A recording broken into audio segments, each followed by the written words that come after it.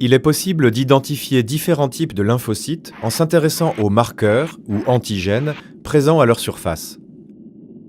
Cette méthode est appelée l'immunophénotypage.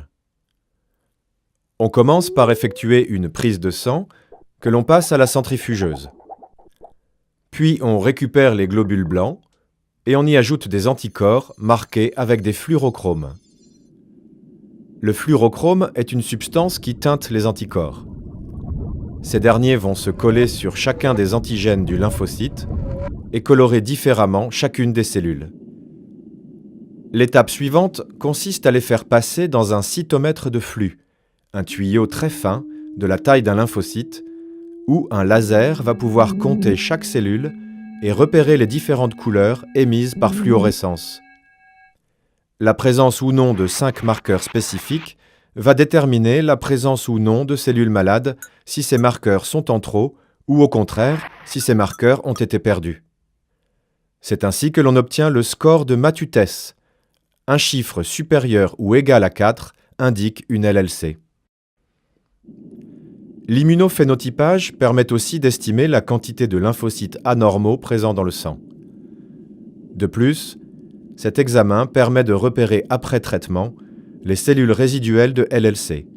On parle de maladie résiduelle. Le QMPSF est un autre examen qui recherche les anomalies au niveau des chromosomes. À la différence de l'étude du karyotype, où l'on inspecte les chromosomes au microscope, l'analyse se porte sur l'ADN. Là encore, on passe le sang à la centrifugeuse et on ajoute une solution d'enzyme qui va digérer les globules blancs et libérer leur ADN.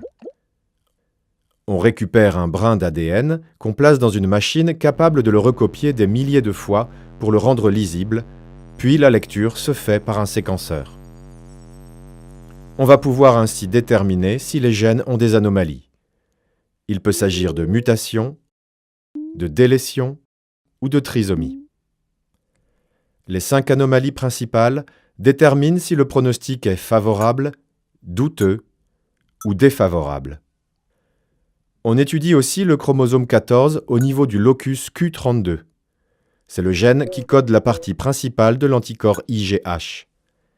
Si ce gène est muté à plus de 2%, le pronostic est alors favorable. Tous ces examens sont importants à faire pour déterminer quand et comment traiter la LLC.